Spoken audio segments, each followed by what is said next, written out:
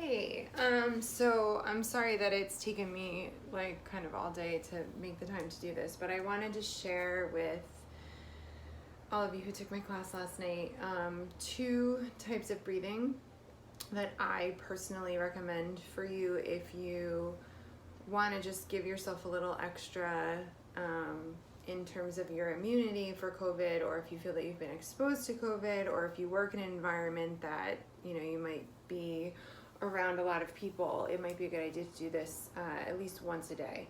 So these two pranayama, these two types of breath work are fantastic. The first one I mentioned last night, a lot of people refer to it as bellows breath, but in Sanskrit it's Bhastrika.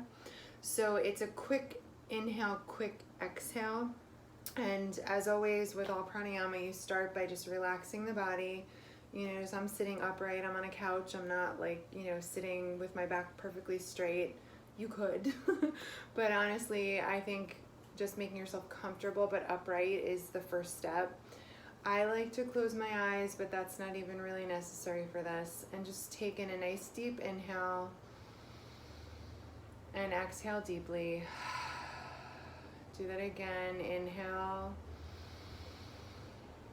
exhale. One more just to ground yourself. And then when it's time to begin, which obviously if you were by yourself, you would have already begun. It's a short inhale, short exhale through the nose. Everything is through the nose. So it sounds and looks a bit like this.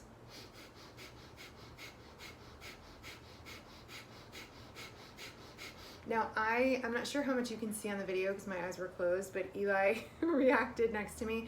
My body's moving, like my lungs are really pumping.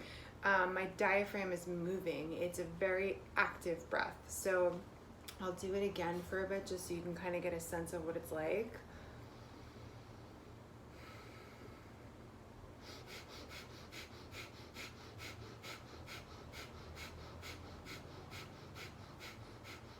So I'm trying to be equally, the word forceful isn't really the best word for this, but intense maybe with the inhale as I am with the exhale. This brings a tremendous amount of oxygen into the body, so you may feel lightheaded. If you have high blood pressure or low blood pressure, or if you deal with like blood sugar issues, you just want to be very mindful of this. You want to be very careful and notice how you feel.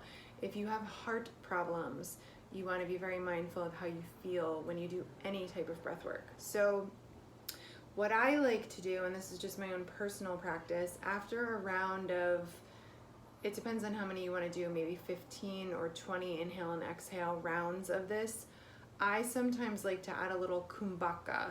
So kumbhaka is the Sanskrit word for retention. So I like to take in a deep breath and hold the air in, and then release the breath at the end to sort of let the cycle complete.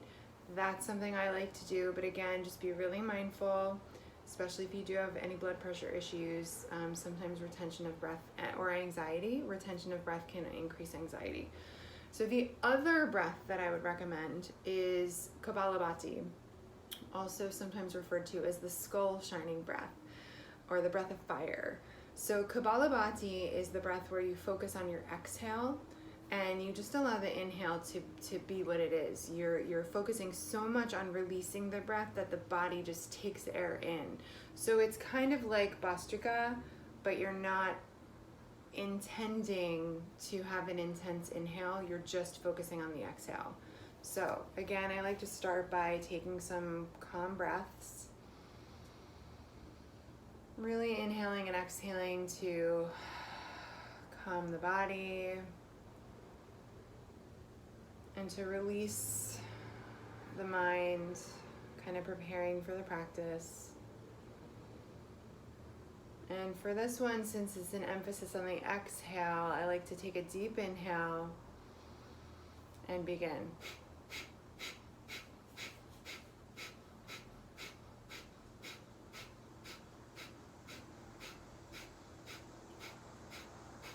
Now you may notice, and you can rewind and watch the Bhastrika and watch the Kapalabati, there is a difference.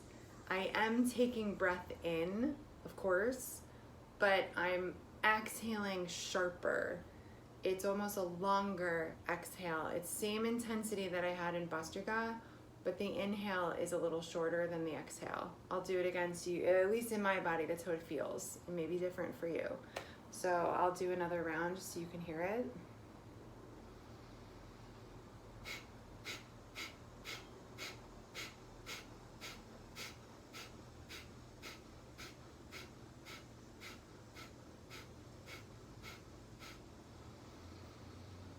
And again, I like to add that kumbhaka, that retention.